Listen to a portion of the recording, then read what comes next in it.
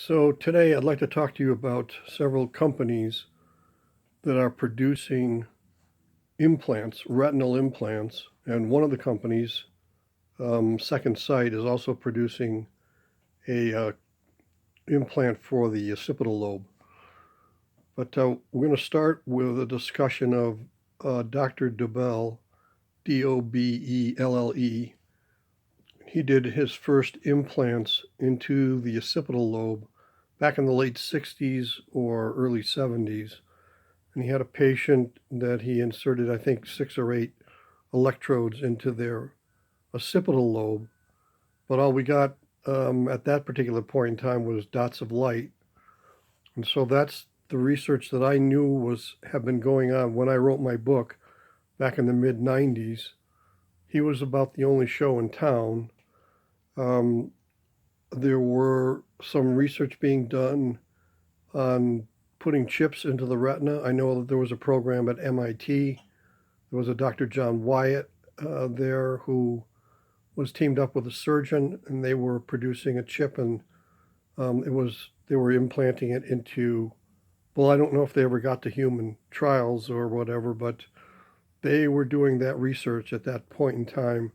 That research has continued. MIT has a program, a retinal implant program or something, or project, and that's still ongoing. But I don't think they've ever produced anything that was being sold, but they might have had input into who knows where. But anyway, at the time that I wrote my book, I knew that putting electrodes into the occipital lobe would produce spots of light in the visual field of blind people.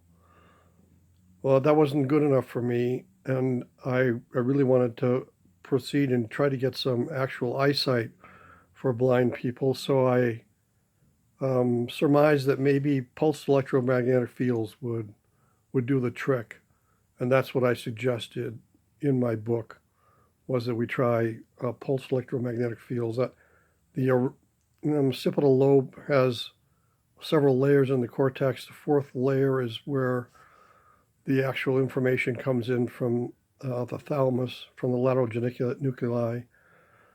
And I thought that, and it's a huge dendritic tree, and I thought that trying to communicate with that huge dendritic tree with another field, in this case, an electromagnetic field, might produce better results than just electrodes. I have no idea if that's ever going to be used or tried, or if there's been any research done on that at this point. I did not have the funds, and I did not have anybody even remotely interested in anything I had to say back in the 90s, which is why I had to leave the whole field and get a job and try to survive. So I'm lucky to be here. Like I say, I've said before in my first video that I thought I'd be dead before we'd reach this stage where we're actually producing implants. So let's continue with Dr. Dobelle, though. He had a second patient that he put more electrodes in to their occipital lobe, and I think but the result was pretty much the same: more dots of light and little else, no functionality at all. And then in the early 2000s, he got another patient. And this patient he named in his books Alpha, Patient Alpha. And this man was out of Canada, and he lost sight in both eyes due to really bad accidents, I think. And so he was trying to get some sort of eyesight back. So he volunteered to be a guinea pig. At that point in time, in the early 2000s, the FDA did not approve of Dr. Dobelle putting electrodes into this man's occipital lobe. So they had to go to Portugal. So they went to Portugal, had the surgery done by neurosurgeons over there.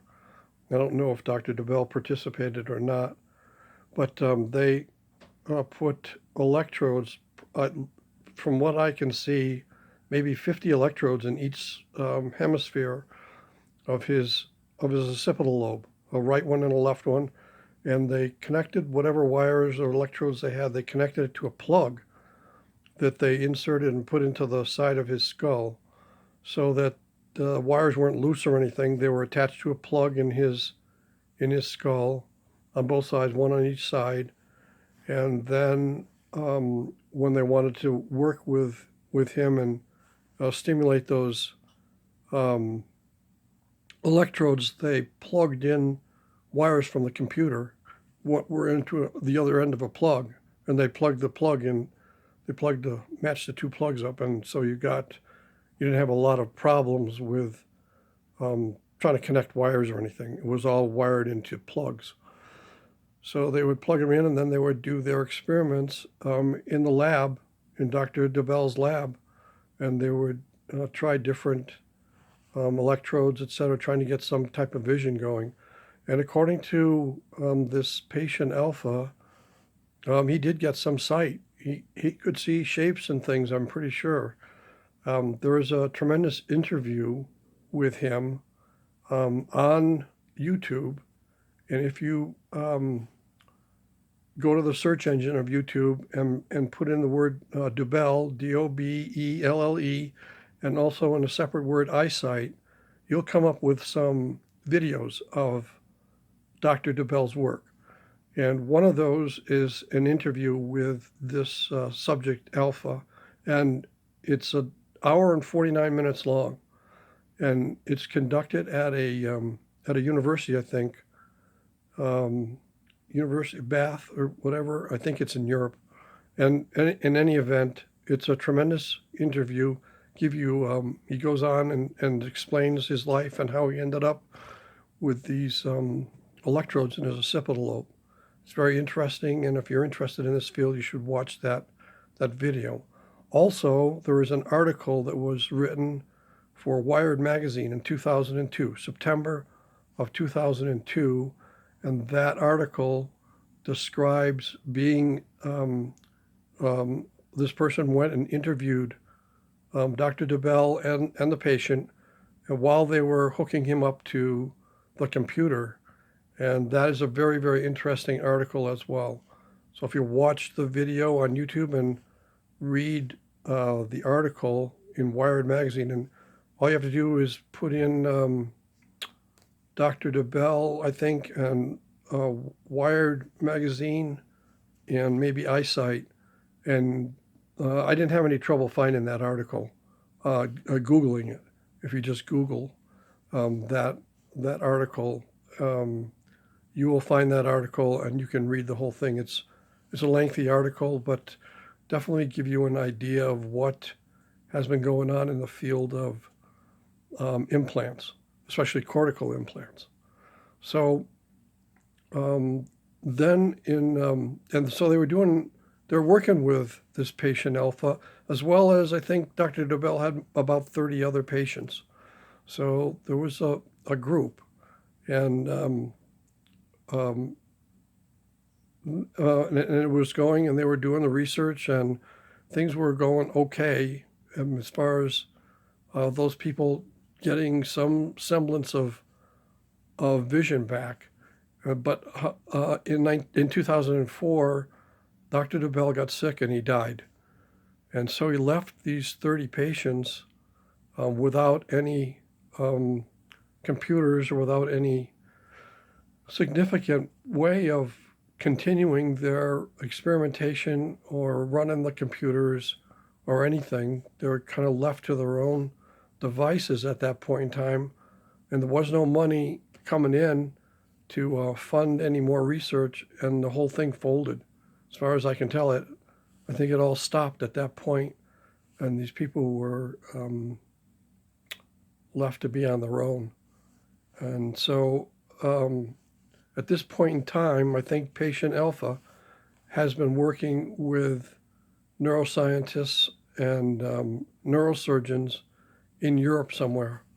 And I don't know if he's made any progress or not. I haven't been able to find any news or any articles about him at this point.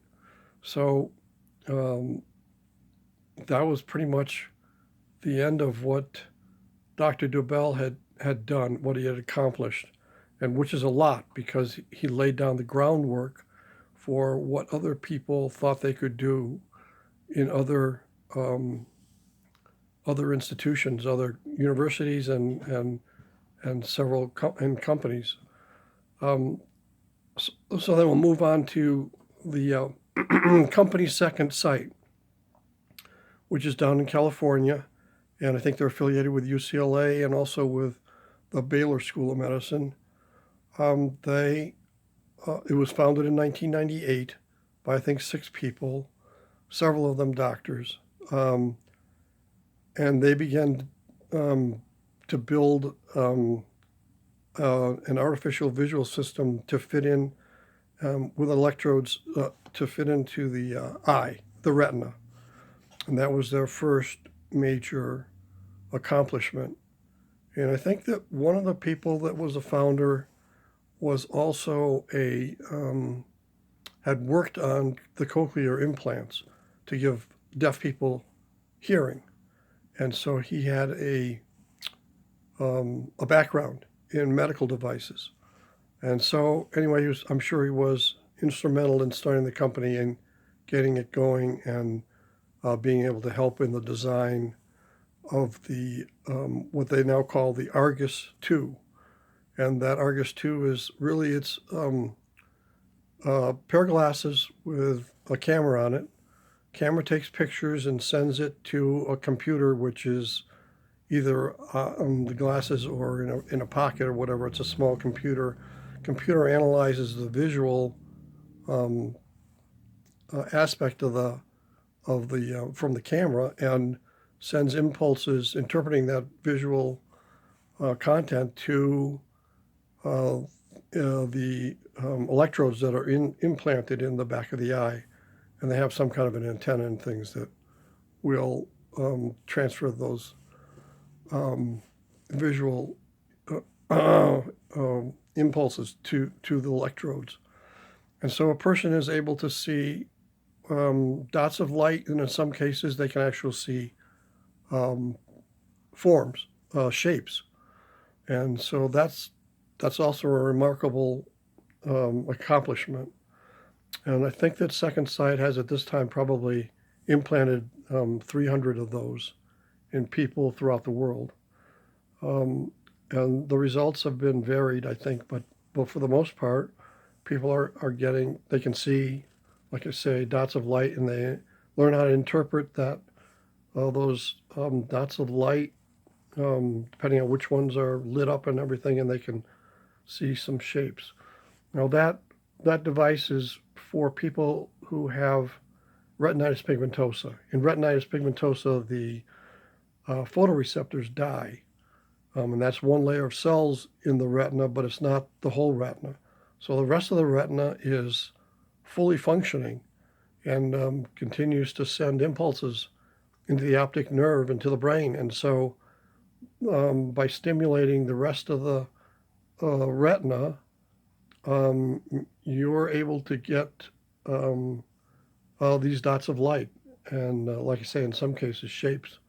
So it is a remarkable accomplishment, and not to be taken lightly at all. And while I'm talking about the retinal implants, there are 2 other companies now. There's one in Germany and there's one in France. The company in France is Pixium Vision. I think it's Pixium and Vision, 2 separate words. And the one in Germany is just Retina Implant, 2 words. And that's the name of the company, at least in English. A lot of their YouTube videos are done in their native tongue. So if you go and plug in Pixium Vision in YouTube, you will get dozens of interviews and a lot of information, but it's all in French. And the same with the German with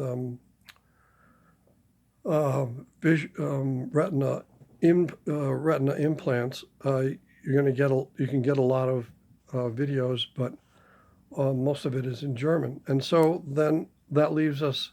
But if you go to their website, if you Google Pixium Vision and you Google um, uh, retina implant, you'll get to their websites, and the websites on our Google system here in the States is going to give you the English version of their website. So you can get a lot of information out of the websites.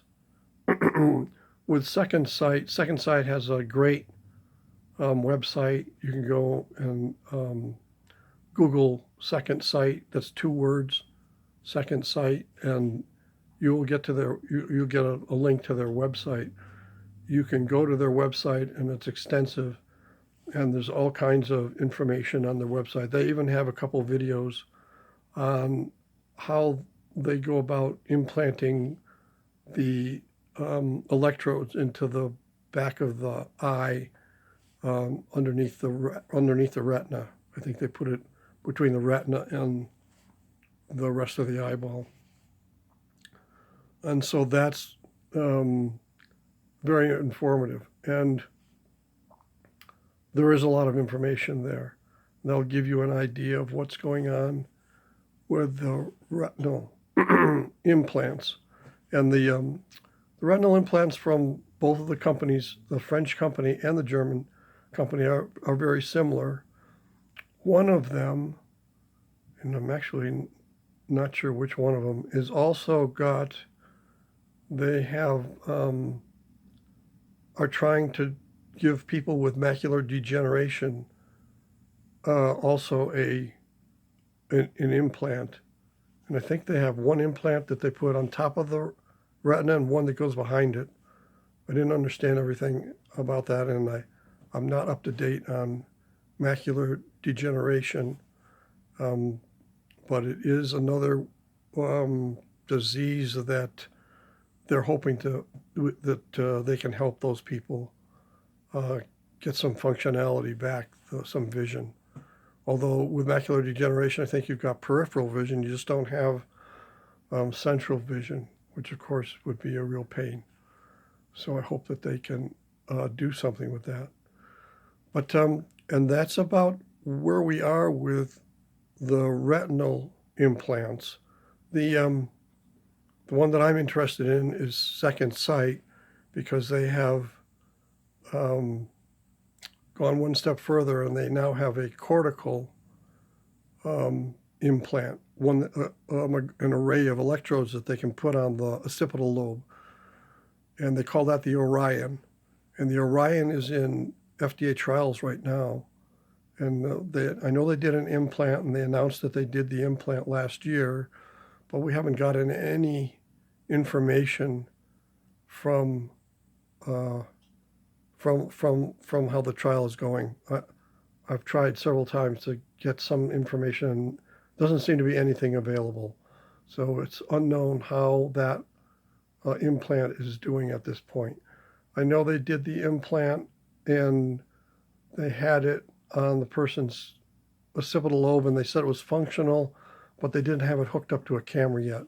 So they need to do a camera, and they need to do software for that. I know they have cameras and software for the retinal implant, but whether it would transfer to being useful for a cortical implant, an implant on the occipital lobe, then that's unknown. I don't know if it'll work or not. I know that at least from what has happened before with the cortex, with the occipital lobe, is that the patient will at least see dots of light, which would be similar to what's going on with the retina. But I think that the occipital lobe is more complicated, and so I don't know what the end result will be with the occipital lobe. So that's something that I wanted to say. Also wanted to mention that I want to thank this patient Alpha who worked with Dr. Dobelle, very courageous man, very intelligent it seems, and to go ahead and have these implants done, that's going to take a lot of courage and a lot of determination on his part, and he should be thanked. We should all thank him for laying down the groundwork for what the future of artificial visual systems is going to do. We're at the point now where things are being done. 20 years ago, when I wrote my book, there was nothing really. And right now, I can talk about this subject and make sense out of it, and there are companies actually doing these implants, which is, like I said, it's remarkable. And so I'm going to continue with talking to you about my book, which is concerned with the human visual system. I will explain to you different parts of the visual system as we go along. I'm just starting right now. So let's see, I think I made some hints at doing more videos about the first chapter. The first chapter is mostly on embryology, the early embryology of the central nervous system and peripheral nervous system. And basically, I discuss gastrulation and neurulation. And you can take those words and you can plug that into the search engine in YouTube, and you'll get a bunch of lectures. There's a bunch of lectures on gastrulation. There's a bunch of lectures on neurulation. And a lot of those people who are doing those lectures are professionals. They're doing that every day. They do a very good job. And you should go to YouTube and listen to a few of those lectures on both subjects. And then if you want to read my book, you can, but really they're doing a much better job than I can do verbally in the book, or even I can't do a lecture like they're doing. Those guys have it together. They're doing that stuff every day. So the lectures are very good. And so I refer you to them on YouTube for a discussion of the what I introduced in the first chapter. And then we'll get on into further book into the book, and I will do lectures, or I'll recommend YouTube subjects or whatever that you can listen to and get more information about the visual system. But right now, I just if you go to YouTube and watch the video with this interview with Alpha, and if you go to the book or go to the magazine Wired and read that article, you're going to get a good introduction into the history of these artificial implants into the occipital lobe. And that'll give you a good start. And then a lot of the stuff in my book will make more sense to you. And so I'm going to stop there. And the next video, I hope we'll do a discussion of, well, I want to give you a little bit of information on retinitis pigmentosa. I'll try to do a short video on that so that you get a better idea of what those retinal implants are doing and why they work for retinitis pigmentosa.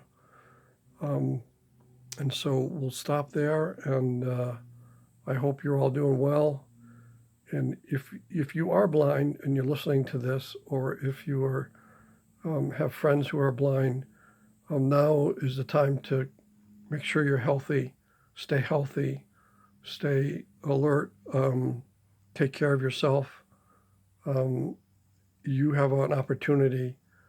This field is taking off, and there's more and more people getting involved. And I'm doing this so that get the word out that for the young people who are looking for a job, looking for something to do, becoming electrical engineers, taking a few neuroscience courses or a few biology courses and then neuroscience course, getting involved with what's going on with the brain.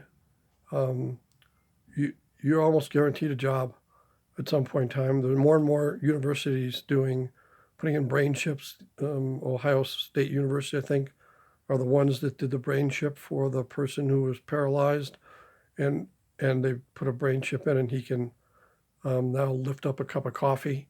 He's totally paralyzed.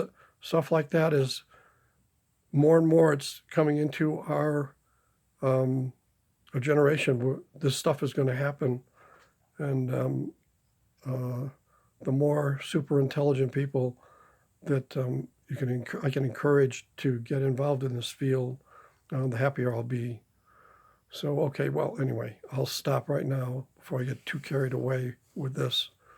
I said in the first video I was getting pretty excited about this whole endeavor at this point, and I am. So, anyway, have a nice day. Yeah, stay healthy. Thank you.